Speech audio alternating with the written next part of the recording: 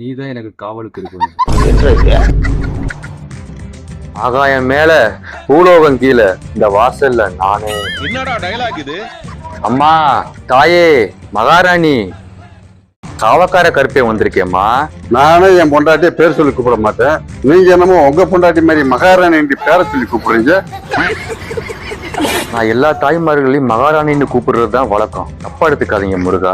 இந்த மனையோட ராசிக்கு, இந்த வீட்டு அரசனுக்கு இன்னும் 6 மாசத்துக்கு போக்குவரத்துல செய்யற தொழில்ல எந்தவித சேதாரம் ஏற்படாது முருகா. கருப்பன் கவுத்து விட பாத்தியா?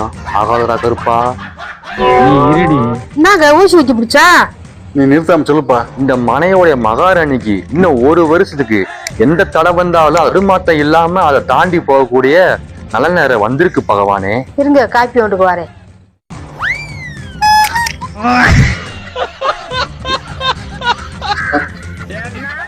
சாமி, தடுமாற்றமே வராதுண்ட, இப்பயே தடுமாറ്റാள. கருப்பனை காக்க வச்சதால கருப்பன் கடிப்பாயிட்டான். சட்டுன்னு காணிக்கைய கருப்பங்கிட்ட கொடுங்க சாமி. டேய், குடுக்கறத கொடுத்துட்டு கருப்புகிட்ட வாங்குறத வாங்க. உள்ள வாங்க சாமி. இந்தாங்க சாமி, இந்த 100 ரூபாயில. என்னடி 100 ரூபாய் கொடுத்துக்கிட்டு இருக்க? அந்த அம்மா கொடுத்தாலும் இந்த கழுத்து போய் தர விட மாட்டியான் போல. சாமியோட கௌரவம் என்ன, அந்தஸ்து என்ன, ஒரு அமௌண்ட் எடுத்தாடி. ஓ சரி சரி சரி. சாமி, இந்த 500 ரூபாயில. ஏண்டி ஐயா ராசா, வாயை திறக்காதீங்க. தாய் சொல்ல வந்ததை சொல்லட்டும். இந்த 500 ரூபாயில 10 ரூபாய் எடுத்துக்கிட்டு பாக்கிய சில்லறையா கொடுங்க சாமி. நான் ஊருக்கு போகணும். ஏமா, இந்த 10 ரூபாயை வச்சு என் மகனுக்கு பீஸ் கட்ட முடியுமா? இல்ல என் பொண்டாட்டிக்கு நகை எடுக்க முடியுமா? அட்லீஸ்ட் மதியானத்துக்கு பிரியாணியாவது சாப்பிட முடியுமா? சொல்லி முடிச்சிட்டியா? இல்ல இன்னும் இருக்கா? நான் இந்த காணிக்கை வாங்குறதுக்கு சும்மா வரலமா. 1.5 லட்சம் ரூபாய்க்கு வண்டி வாங்கி 2 லட்சம் ரூபாய்க்கு நகை நட்டை வாங்கி கொள்முதல் பண்ணி தான் இந்த தொழிலுக்கு வர்றேன். நான் என்ன 1000-500 கேட்டேன். உங்களால முடிஞ்ச 50-100ன்னு கொடுத்தா போதும் சாமி. ஏன் சாமி, உனக்கு வேணும் 1 கோடி ரூபா? 1 ரூபாய்க்கு மேல 1 பைசா கூட தர முடியாது. இப்ப என்ன செய்வ? அட வெக்கம் கட்டுவீங்களா?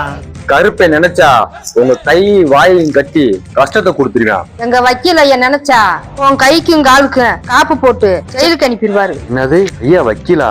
ஆமாப்பா, நான் வக்கீல்தான். இத பாரு, நீ பசுவா வந்து புளிய மாறினவாரு அது வரைக்கும் கேமரால பதிவாயிருக்கு. மாட்டிக்கிட்ட பங்கு.